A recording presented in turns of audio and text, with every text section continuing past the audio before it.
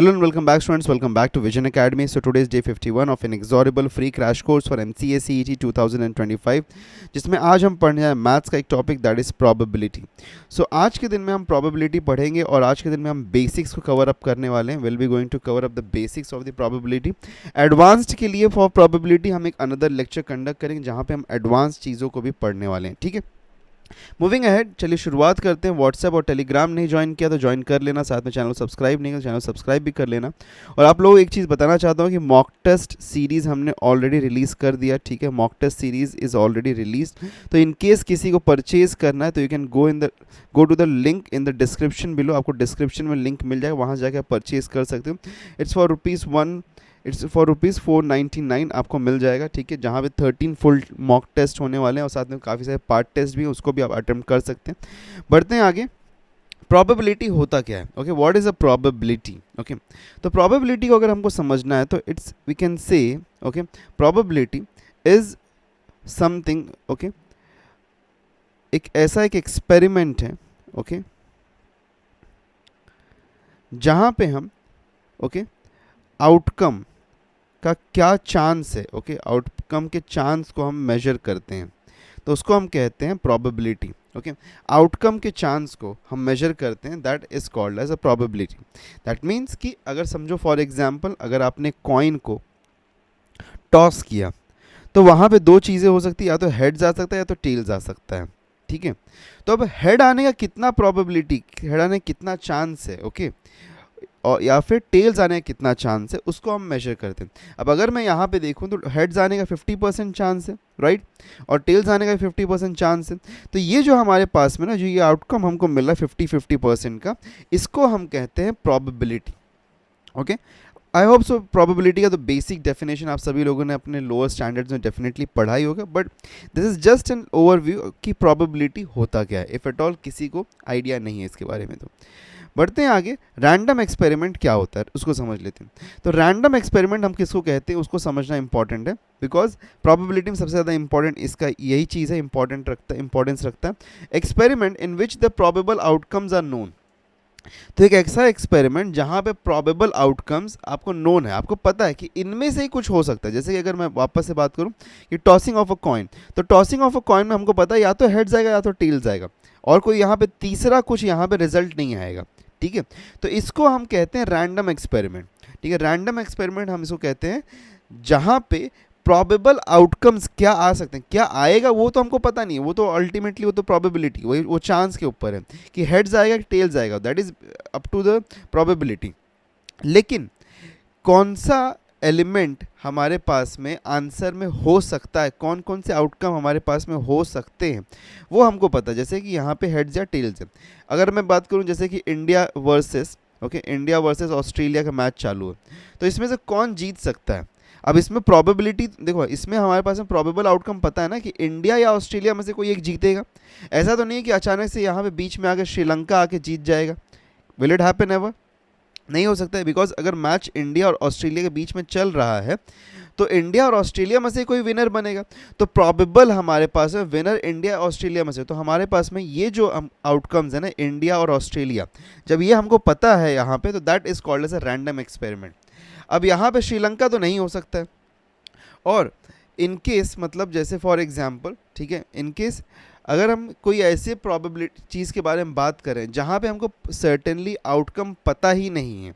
ठीक है, certainly outcome पता ही नहीं है कि क्या आउटकम वहाँ पे हो सकते हैं. सो उस केस में हम कह सकते हैं कि वो रैंडम एक्सपेरिमेंट नहीं है. ठीक है, that is not an random, जहाँ पे हमको प्रोबेबल आउटकम्स का कोई भी नॉलेज या फिर कोई भी आइडिया नहीं है. Okay, moving ahead. Next, sample space और सैम्पल पॉइंट क्या होता है. तो सैम्पल स्पेस और सैम्पल पॉइंट क्या होता है समझ लेते हैं. तो collection of all the possible outcomes. ठीक है, collection of the all the possible outcomes is known as a sample space. Okay, अब जैसे अगर मैं बात करूँ वंस अगेन, यहाँ पे अगर हम बात कर रहे हैं, let's consider the coin example once again. ठीक है, कॉइन का एग्जाम्पल लेते हैं. कॉइन टॉस कर रहे हैं हम. ठीक है, कॉइन को टॉस कर रहे हैं, तो यहाँ पे हमारे पास में प्रोबेबल जो हमारा आउटकम होगा या तो हेड्स होगा या तो टेल्स होगा. तो इसका जो कलेक्शन है ओके, इसका जो कलेक्शन या फिर सेट है उसको हम कहते हैं सैम्पल स्पेस, जो कि हम एक कैपिटल एस से डिनोट करते हैं और कर्ली ब्रैकेट्स को यूज़ करते हैं यहाँ पे। क्यों कर्ली ब्रैकेट्स को यूज़ करते हैं? Because it's a set. Okay, ये सेट है, सेट थियरी में हमने पढ़ा था।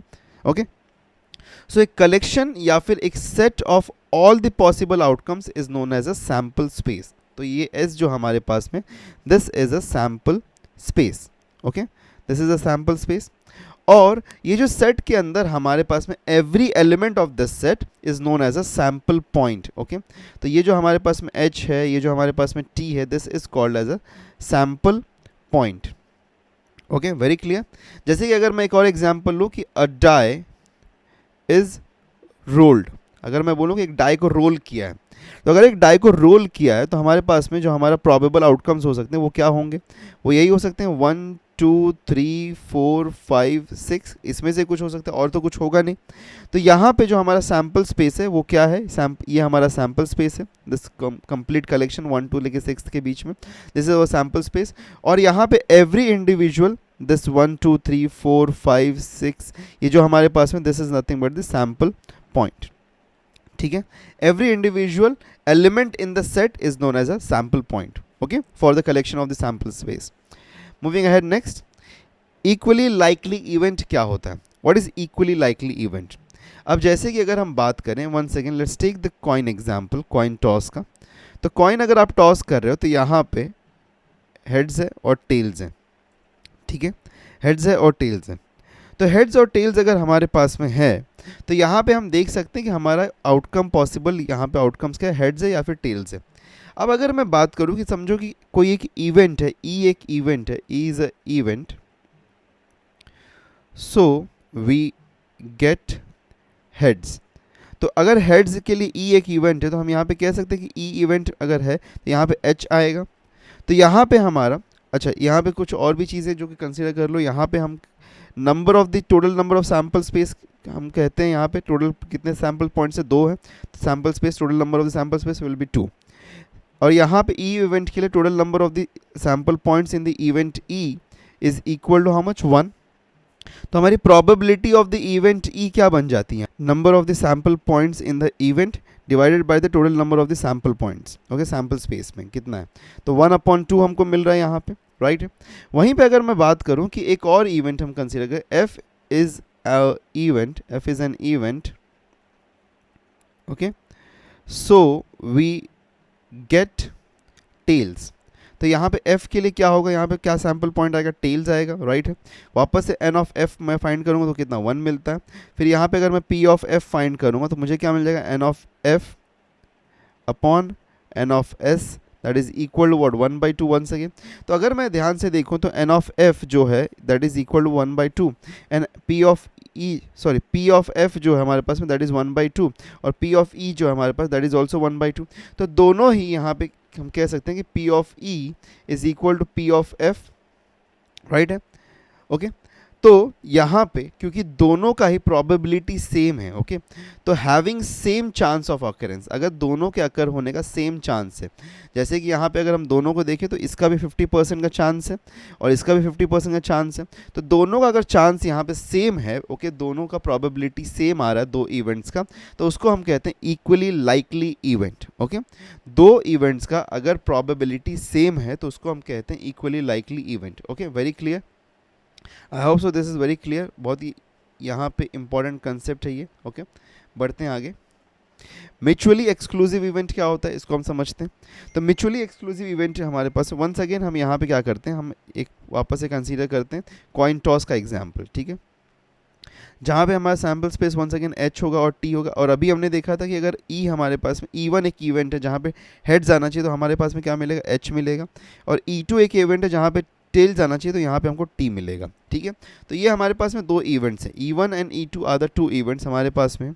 और इन दोनों का अगर मैं यहाँ पे इन दोनों का इंटरसेक्शन लूँ, दैट मीन्स कि E1 इंटरसेक्शन E2 मैं लूँ यहाँ पे, तो अगर ये नल, क्योंकि यहाँ पे देखो H है यहाँ पे T है तो कुछ भी इंटरसेक्शन नहीं है, दैट मीन्स कि this is a null event. तो अगर हमको एक नल इवेंट मिल रहा है इंटरसेक्शन पे तो हम कह सकते हैं कि E1 और E2 एक म्यूचुअली एक्सक्लूसिव इवेंट्स हैं। ओके, अगर E1 और E2 अगर दो इवेंट्स हैं, दो इवेंट्स के बीच में इंटरसेक्शन अगर आप लेते हो और वहाँ पे हमको नल इवेंट मिलता है, ठीक है, हमको नल सेट मिल रहा है वहाँ पे, इट्स अ नल सेट, तो हम कहेंगे कि both the events are mutually exclusive events. Very clear? Both the events will be mutually exclusive events. Okay, I hope so this is very clear. ठीक है, चलिए बढ़ते हैं आगे. नेक्स्ट आगे बढ़ते हैं. अब बोला है A and B are two mutually exclusive events. ठीक है, ए और बी यहाँ पे दो म्यूचुअली एक्सक्लूसिव इवेंट्स हैं हमारे पास में. तो बोला है probability of A into B. Okay, तो जब हमारे पास में एक यहाँ पे रूल है, इसको याद रख लो, कि probability of A into B, तो इसको हम कह सकते हैं कि this is probability of A intersection B. Okay, अब probability of A intersection B है, तो ए इंटरसेक्शन बी क्योंकि दोनों म्यूचुअली एक्सक्लूसिव इवेंट्स हैं, तो हमको पता है कि यहाँ पे प्रोबेबिलिटी हम जो फाइंड करें that is of a null thing. Okay, तो नल थिंग की प्रोबेबिलिटी जब हम फाइंड करें that will be nothing but what, zero.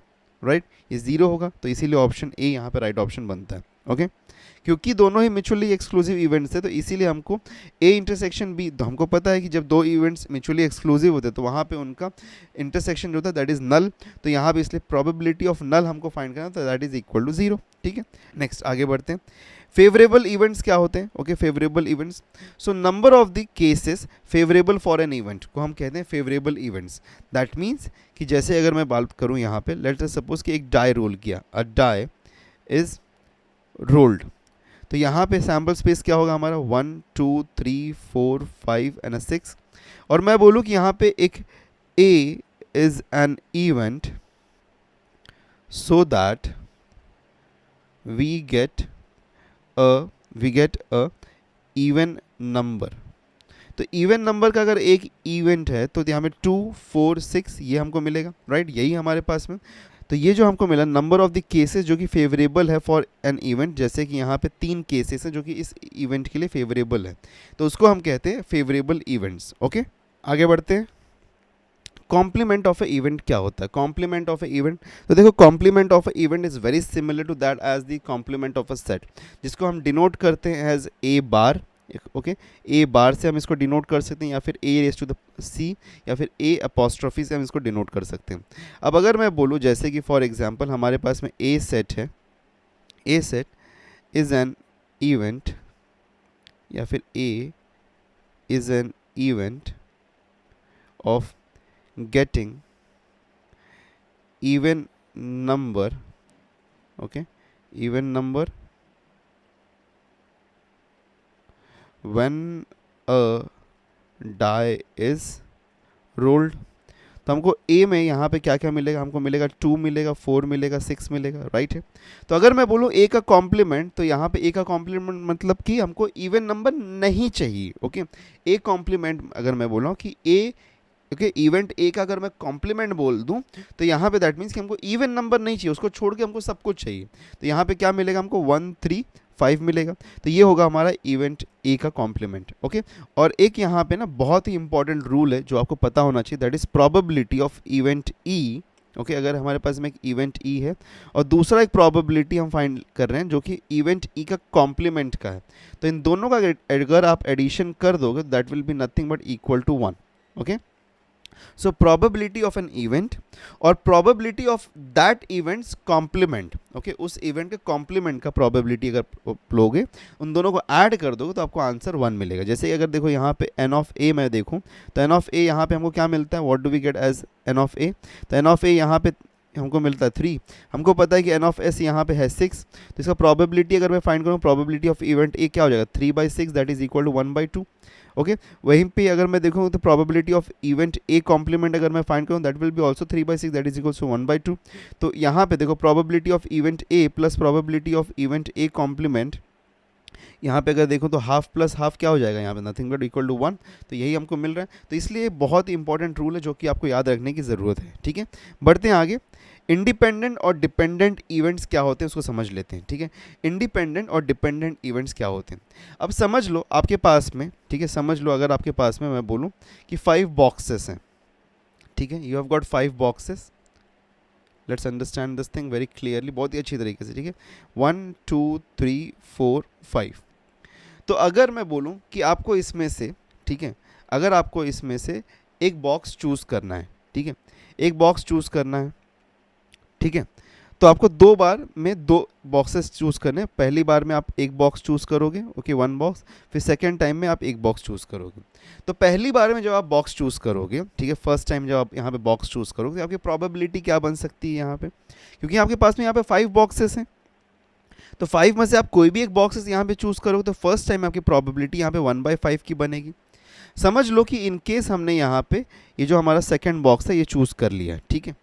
अब अगर आपने चूज़ कर लिया इसको, ठीक है, चूज़ किया और मैंने उसको वापस रिप्लेस कर दिया, ठीक है, फर्स्ट टाइम में आपने चूज़ किया, यू चोज़, मैं लिख देता हूँ, यू चोज़ बॉक्स 2, और मैंने उसको क्या किया, फिर मैंने रिप्लेस कर दिया, रिप्लेस किया बॉक्स 2 को विथ अनदर बॉक्स। ये बहुत ही इंपॉर्टेंट कंसेप्ट है, आप समझ लो इसको, ठीक है। अनदर बॉक्स 2 के साथ में हमने रिप्लेस कर दिया, ठीक है। तो वापस जब हमने इसको रिप्लेस कर दिया यहाँ पे, तो वापस से हमारे पास में हमको 2 बॉक्स मिल गया, यहाँ पे सेकंड वाला बॉक्स वापस मिल गया। अब आप जब सेकंड टाइम चूज़ करोगे, ठीक है, सेकंड टाइम जब आप चूज़ करो तो वापस से आपकी प्रोबेबिलिटी क्या होगी, क्योंकि आपके पास में वापस से 5 बॉक्सेस अवेलेबल है, तो यहाँ पे आपकी प्रोबेबिलिटी वापस से 1/5 की होगी, because you have all the 5 boxes available once again, because मैंने रिप्लेस कर दिया था, ठीक है। तो इस इवेंट को हम कहते हैं, दिस इज कॉल्ड एज, अब इस केस में जो हो रहा है, अगर रिप्लेसमेंट हो रहा है, ठीक है, अगर रिप्लेसमेंट हो रहा है, so that is a independent event, मतलब कि वहाँ पे हमारी प्रोबेबिलिटी में कोई भी फर्क नहीं पड़ेगा। लेकिन अगर मैंने ये रिप्लेसमेंट नहीं किया होता, if I would haven't done this replacement, अगर मैं इसको हटा देता यहाँ से, आपने फर्स्ट टाइम में चूज़ किया, ये मैंने बॉक्स को हटा दिया, अब सेकंड टाइम जब आप बॉक्स चूज़ कर रहे हैं तो आपके पास में फिर प्रोबेबिलिटी क्या बनेगी, what will be the probability then, क्योंकि अब आपके पास में सिर्फ और सिर्फ यहाँ पे 4 बॉक्सेस अवेलेबल, तो इसमें से कुछ एक चूज़ करोगे, तो नेक्स्ट टाइम आपकी प्रोबेबिलिटी जो बनेगी that will B not of 1/5, that will be rather than that will B of 1/4। क्यों, क्योंकि एक बॉक्स तो चला गया ना पहले इवेंट में, ठीक है, पहले इवेंट में हमारा एक बॉक्स चला गया, तो इसलिए अब बचा कितना, 4 ही इवेंट बचे, तो इसके लिए अब हम इसको बोलते हैं, ये बन जाता है हमारा जब रिप्लेसमेंट नहीं होता है, ठीक है, जब हमारे पास में रिप्लेसमेंट नहीं होता है, when there is no replacement, तब वो डिपेंडेंट इवेंट बन जाता है। Okay, I hope so this is very clear to you कि डिपेंडेंट इवेंट कब बनेगा, क्योंकि अब हमारा डिपेंडेंसी है, पहला इवेंट जब होगा तो उसके ऊपर हमारी डिपेंडेंसी है। Okay, we are having a dependency कि हाँ वो इवेंट से क्या हमारा आउटकम निकल रहा है, उसकी वजह से हमारे पास में डिपेंडेंसी आ रही है। Okay, I hope so you have understood this. Moving ahead, we have a question जो कि एक अच्छा क्वेश्चन, जो कि आपको क्वेश्चन समझने में, एक कंसेप्ट को समझने में बहुत ज़्यादा हेल्प आउट करेगा। तो बोला एक बैग में हमारे पास में 5 वाइट बॉल्स हैं, ठीक है, 5 वाइट बॉल्स हैं और 3 ब्लैक बॉल्स हैं, ठीक है, एक बैग है हमारे पास में जिसमें 5 वाइट बॉल्स और 3 ब्लैक बॉल्स हैं, and 4 balls are successively drawn out and not replaced. तो 4 बॉल को उसमें से रिमूव लिया है सक्सेसिवली, मतलब एक 1 बाय 1 4 बॉल्स को उसमें से रिमूव किया है और उसको रिप्लेस नहीं किया है। Okay, those balls are not replaced, okay, उनको रिप्लेस नहीं किया, तो बताना कि प्रोबेबिलिटी क्या होगी, so that they are alternately of different colours, तो उनका कलर्स अल्टरनेटली डिफरेंट होना चाहिए। अब देखो व्हाइट और ब्लैक के बारे में बात हो रही है, अब व्हाइट और ब्लैक के बारे में अगर बात हो रही है तो हम कह सकते हैं कि हमारे पास में देखो या तो व्हाइट होगा फिर ब्लैक होगा फिर व्हाइट होगा या तो ब्लैक होगा, एक ये कॉम्बिनेशन बन सकता है, या तो फिर हमारे पास में कॉम्बिनेशन बन सकता है ब्लैक होगा व्हाइट होगा ब्लैक होगा व्हाइट होगा, राइट, यही कॉम्बिनेशन बनेगा। सो हमको इन शॉर्ट फाइंड करना है प्रोबेबिलिटी कि वाइट ब्लैक का क्या प्रोबेबिलिटी है। दूसरा प्रोबेबिलिटी हमको फाइंड करना है कि प्रोबेबिलिटी ऑफ ब्लैक वाइट का क्या प्रोबेबिलिटी है, और इन दोनों को ऐड कर देना है, ठीक है, इन दोनों को क्या करना है, हमको ऐड कर देना है। Okay, very clear. तो अब देखो प्रोबेबिलिटी, अब हमारे पास में टोटल बॉल्स कितने यहाँ पे हमारा, अगर हम बात करें एन ऑफ एस के बारे में, तो एन ऑफ एस हमारा क्या है यहाँ पे 8 है, राइट, एन ऑफ एस हमारा यहाँ पे 8 है। अब देखो सबसे पहले अगर हमको probability of white black find करनी है तो इसको फाइंड करने की कोशिश करते हैं। तो सबसे पहली बात है कि हमारे पास में वाइट चाहिए, तो वाइट हमको अगर चाहिए तो वाइट यहाँ पे देखो 5 वाइट बॉल्स हैं, उसमें से कोई एक बॉल चूज़ करेंगे तो 5C1 हमारा यहाँ पे एक सिलेक्शन होगा, ठीक है, 5 वाइट बॉल्स में से कोई भी एक बॉल हम सिलेक्ट करेंगे, 5 वाइट बॉल में से कोई भी एक वाइट बॉल हम सिलेक्ट करेंगे।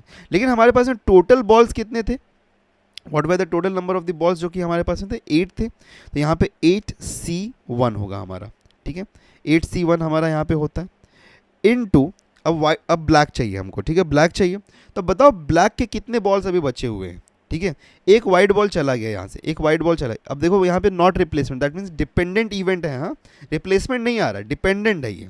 तो एक वाइट बॉल अगर यहाँ से चला गया तो ब्लैक कितना बचेगा, 3 बचेगा, 3 अभी तक ब्लैक है हमारे पास में, तो 3C1 हो जाएगा कॉम्बिनेशन। पर अभी हमारे पास में जो N ऑफ S 8 था वो रिड्यूस होकर 7 हो गया, क्योंकि एक बॉल चला गया ना वाइट के लिए, तो हमारा डिपेंडेंसी है यहाँ पे, तो एक बॉल चला गया तो 7 ही बचा, तो अब 7C1 होगा हमारा इनटू अब वापस से वाइट बॉल चाहिए। अब वाइट बॉल में से 5 वाइट बॉल्स थे, एक चला गया तो बचा कितना, 4 अब बचा हुआ है, तो 4 में से कोई भी एक बॉल आएगा तो 4C1 हो जाएगा हमारा। फिर हमको क्या मिलेगा, अब यहाँ पे that will B divided by how much, क्योंकि एक बॉल और चला गया था इस स्टेप में हमारा 7C1 में, तो बचा कितना 6, तो 6C1 हो रहा है। ओके ठीक है, नेक्स्ट फिर से हमको ब्लैक चाहिए, तो ब्लैक में से एक बॉल चला गया तो बचा कितना, 2 बॉल है, तो कोई भी 2 बॉल में से एक बॉल हम सेलेक्ट करेंगे।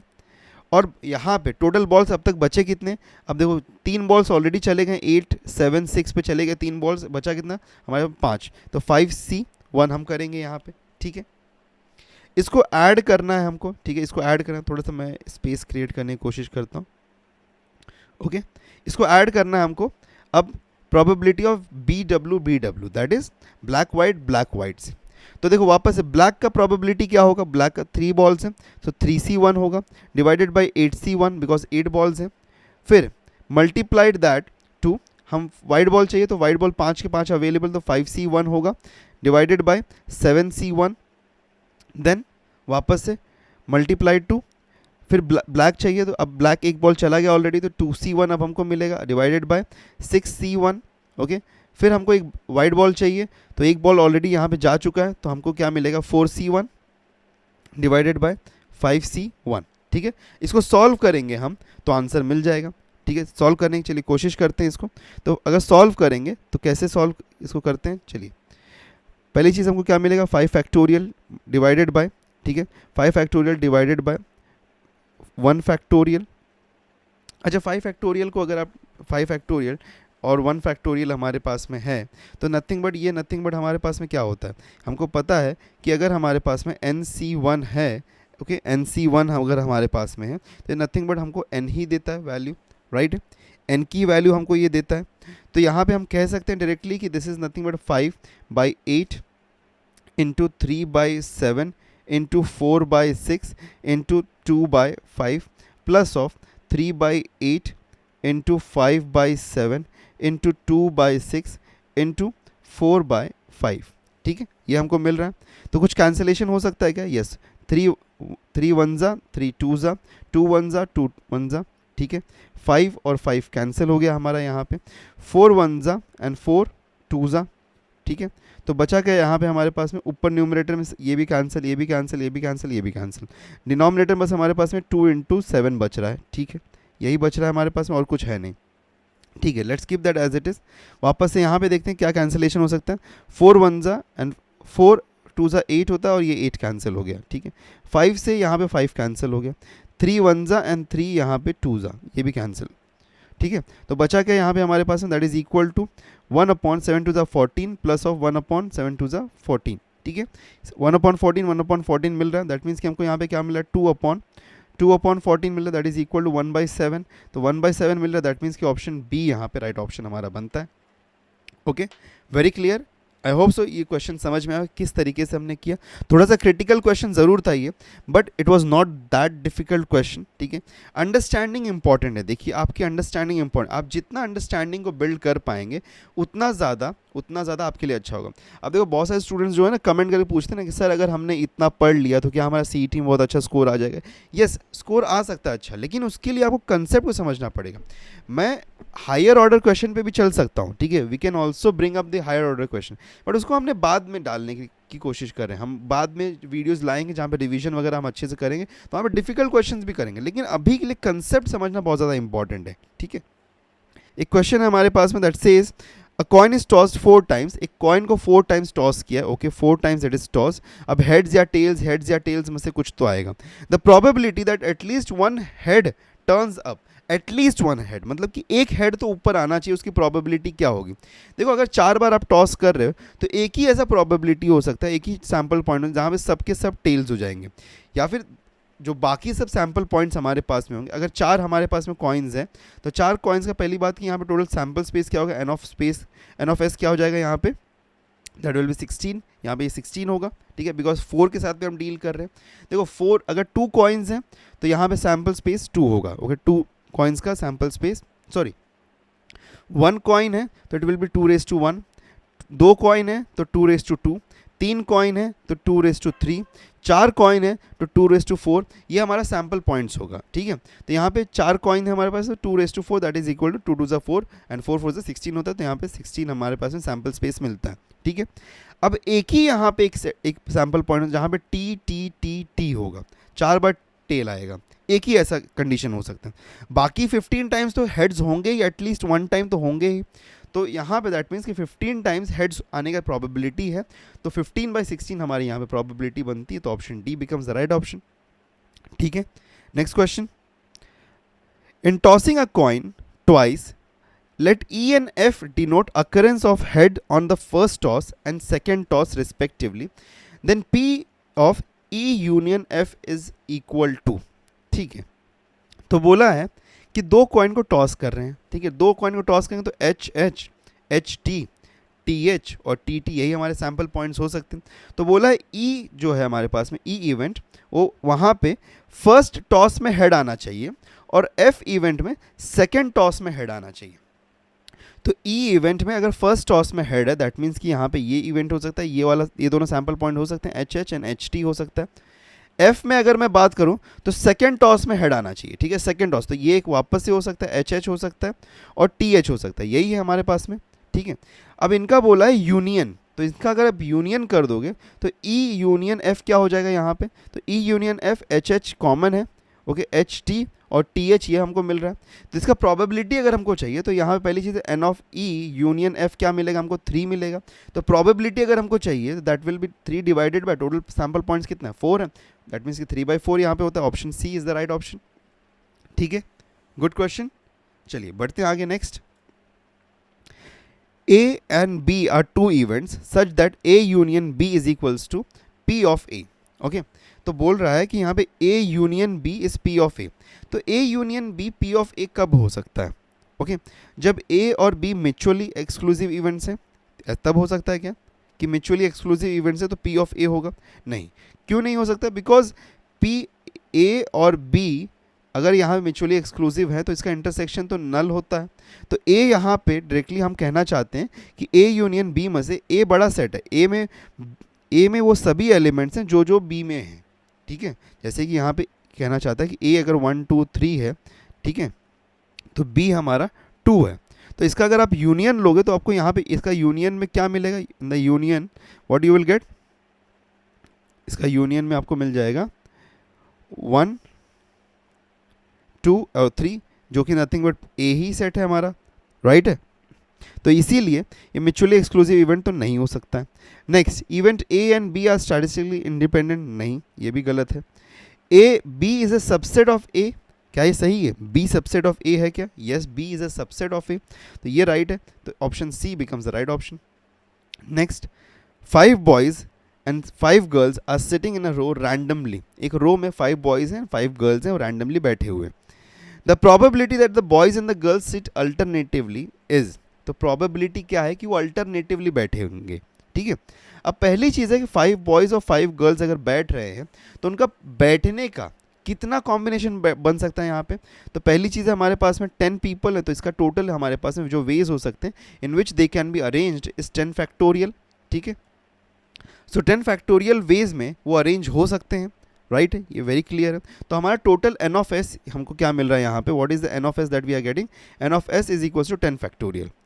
अब क्या बोला है कि 5 बॉयज़ और 5 गर्ल्स रैंडमली की जगह पे अल्टरनेटिवली बैठे हैं, दैट मीन्स कि बॉय है गर्ल है, बॉय है गर्ल है, बॉय है गर्ल है, फिर बॉय और गर्ल, फिर हमारे पास में बॉय और गर्ल है, ठीक है। तो बॉय गर्ल बॉय और गर्ल, ये हमारे पास में ऑप्शन मिल रहा है, ठीक है। तो probability boys and girls sit alternatively, ठीक है, ये हमको प्रोबेबिलिटी चाहिए। अब देखो यहाँ पे एक प्रोबेबिलिटी, एक यहाँ पे क्योंकि बॉयज़ एंड गर्ल्स है तो हो सकता है कि यहाँ पे भी एक गर्ल हो सकती है, ठीक है, यहाँ पे भी एक गर्ल हो सकती है, राइट है, ये बात भी सही है। तो हम यहाँ पे कह सकते हैं कि पहली चीज़ तो n ऑफ s हमारा यहाँ पे 10 फैक्टोरियल है, ठीक है। अब देखो यहाँ पे एक हमारे पास में परम्यूटेशन एंड कॉम्बिनेशन क्वेश्चन है, जहाँ पे अल्टरनेटिवली हमको बैठाना है लोगों को। तो यहाँ पे देखो 6 प्लेसेस है जहाँ पे गर्ल्स अल्टरनेटिवली बैठ सकती हैं, ठीक है। तो यहाँ पे हम कह सकते हैं कि 6 फैक्टोरियल वेज हो सकते हैं जहाँ पे गर्ल्स अल्टरनेटिवली बैठ सकती है, मतलब 6 गर्ल्स को अरेंज किया जा सकता है, ठीक है। तो हमारे पास 6 फैक्टोरियल वेज है, और 5 फैक्टोरियल वेज है जिससे हम बॉयज़ को अरेंज कर सकते हैं, ठीक है। इसको अगर हम चाहें तो चेंज भी कर सकते थे कि यहाँ पे गर्ल की जगह भी यहाँ पे एक बॉय ले लेते हैं हम, तो वो भी किया जा सकता, तो भी हमको सेमी कॉम्बिनेशन मिलता था, ठीक है। तो यही हमारे पास में चांस मिल रहा है कि 6 फैक्टोरियल वे से हम बॉयज़ को बिठा सकते हैं या फिर गर्ल्स को बिठा सकते हैं, और 5 फैक्टोरियल वे से हम बॉयज़ को या फिर गर्ल्स को बिठा सकते हैं, ठीक है। वाइस वर्सा जैसा भी आप लेना चाहो। तो इसको अगर आप डिवाइड कर दो 10 फैक्टोरियल से तो आपको आंसर मिल जाएगा। सो वी कैन से 6 फैक्टोरियल इंटू 5 फैक्टोरियल अपॉन, इसको हम लिख सकते हैं, what can we write it as, कि 10 into 8 9 into 8 into 7 into 6 factorial, ठीक है। तो 6 फैक्टोरियल कैंसिल, और 5 को मैं लिख सकता हूँ 5 4 3 2 1, ठीक है। ये मैं लिख देता हूँ इसको, 5 1 ज़ा और 5 ये 2 ज़ा, 5 2 ज़ा यहाँ पे 10 होता है तो 10 कैंसिल, ठीक है। 3 1 ज़ा और यहाँ पे 3 3 ज़ा, 4 1 ज़ा एंड 4 2 ज़ा, बचा क्या ऊपर, कुछ नहीं, 1 बच रहा है।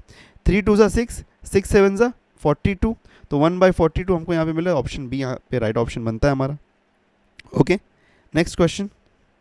तो देखो क्वेश्चन क्या दिया हुआ है हमको कि a lot of 4 white and 4 red balls is randomly divided into 2 halves. तो ये हमारे पास में 4 वाइट और 4 रेड बॉल है जिसको रैंडमली 2 हाफ में डिवाइड कर दिया, ठीक है। दैट मीन्स कि 4 4 के कॉम्बिनेशन। तो बोला what is the probability that 2 red and 2 white balls in each half में होंगे, ठीक है। दोनों हाफ में रेड रेड वाइट वाइट और रेड रेड वाइट वाइट ऐसा 2 हाफ हमको मिलेगा। तो इसकी प्रोबेबिलिटी क्या है। तो सबसे पहली चीज़ है कि रेड बॉल में से हमको 2 बॉल चूज़ करना है, ठीक है। तो यहाँ पे हम कह सकते हैं 4C2 हो जाएगा। उसके साथ में हमको वाइट बॉल में से 2 बॉल सिलेक्ट करना है, तो यहाँ पे वापस से 4C2 हो जाएगा, क्योंकि इन दोनों का हम सेम यहाँ पे कंसीडर करें, कोई भी यहाँ पे डिफरेंस क्रिएट नहीं हो रहा। इसमें से ये इंडिपेंडेंट है एक दूसरे के, रेड और वाइट जो है ये तो इंडिपेंडेंट है एक दूसरे के, इसमें कोई भी डिफरेंस नहीं होगा। तो ये हमको जो कॉम्बिनेशन मिलेगा इसके साथ में हम इसको डिवाइड कर देंगे किससे, ये 4 बॉल्स हम सिलेक्ट करें तो 8C4 मैं कह सकता हूँ, यहाँ पे 8C4 हो जाएगा। तो अगर इसको मैं सॉल्व करूँ तो मुझे क्या मिलता है, 4 factorial upon 2 factorial into 2 factorial into 4 factorial upon 2 factorial into 2 factorial the whole upon 8 factorial upon 4 factorial into 4 factorial, ये हमको मिलेगा, ठीक है। Very clear. इसको सॉल्व करने की अगर हम कोशिश करें तो हम इसको 4 को पहले क्या लिखते हैं, 4 3 2 फैक्टोरियल, इसको भी 4 3 2 फैक्टोरियल लिख सकता हूँ। तो 2 फैक्टोरियल कैंसिल हो गया, यहाँ से भी 2 फैक्टोरियल कैंसिल हो गया। 8 को मैं लिख सकता हूँ 8 7 6 5 एंड 4 फैक्टोरियल, तो 4 फैक्टोरियल कैंसिल हो गया। इस 4 को फैक्टोरियल को मैं लिख सकता हूँ 4 3 2 1, तो 4 2 ज़ा 8, ये 8 कैंसिल यहाँ पे होता है, 3 1 ज़ा और 3 यहाँ पे 2 ज़ा होता है, ठीक है। यहाँ भी देखो अब ये 4 हमारे पास में 4 और 3 बचा हुआ है, तो 2 यहाँ से फैक्टोरियल से ये कैंसिल होकर 2 बन जाएगा, यहाँ पे 2 फैक्टोरियल से कैंसिल होकर ये 2 बन जाएगा। तो बचता क्या हमारे पास में, 2 इंटू 3 इंटू 2 इंटू 3, ये हमारे पास में बच रहा है न्यूमरेटर में। डिनोमिनेटर में क्या क्या बचा हुआ है हमारे पास में देख लो, 7 बचा है, 2 बचा है, 5 बचा, तो 7 2 और 5 बचा हुआ है। तो 2 से 2 कैंसिल कर दिया हमने, तो 2 3 ज़ा 6 6 3 ज़ा 18 और 7 5 ज़ा 35, तो 18/35 हमको मिल रहा है। दैट मीन्स कि ऑप्शन ए यहाँ पे राइट ऑप्शन हमारा बनता है। Okay, very clear. Which of the following number is nearest to the probability that 3 randomly selected person are born on 3 different days of a week, ठीक है। सो 3 randomly, अगर हम रैंडमली 3 पर्सन को सिलेक्ट करें तो 3 डिफरेंट डेज पे born हुए हैं, उसका प्रोबेबिलिटी क्या होगा, ठीक है। हमको बताना to the nearest integer, nearest number पे।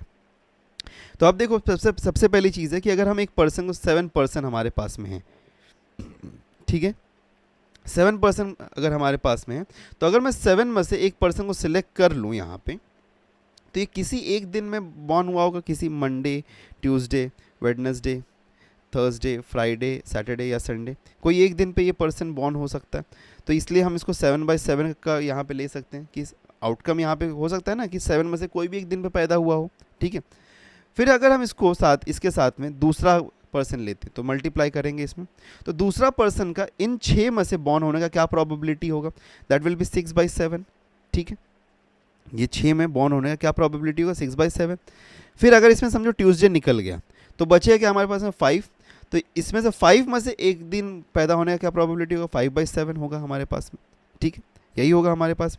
तो 7 से 7 कैंसिल, और ये क्या हो रहा है हमारे पास में, 6 5 30 divided by 7 in the 49, so 30 divided by 49 अगर आप करते हो तो अप्रॉक्सीमेटली आपको 0.6 समवेयर मिलेगा। तो ऑप्शन बी यहाँ पे राइट ऑप्शन बन गया हमारा। ओके, क्लियर है ये चीज़, ठीक है। So these were all the questions जो कि आज के लिए थे हमारे पास में फॉर द प्रोबेबिलिटी। व्हाट्सएप और टेलीग्राम नहीं ज्वाइन कर तो ज्वाइन कर लेना, और एक एडवांस लेक्चर और आएगा प्रोबेबिलिटी का, जहाँ पे हम और भी इंपॉर्टेंट जो टॉपिक जैसे कंडीशनल प्रोबेबिलिटी है, बेस थियरम है, वो सारी चीज़ों को भी हम कवर अप कर लेंगे in the advance lecture. So for now that's it. और भी क्वेश्चन आपको वर्कशीट में मिल जाएंगे, तो वर्कशीट आप डाउनलोड कर सॉल्व जरूर करिएगा, और टिल देन सब्सक्राइब करके रखिए so that you can attend more lectures coming up for MCA CET 2025. Meet you in the next lecture. Till then, take care and goodbye.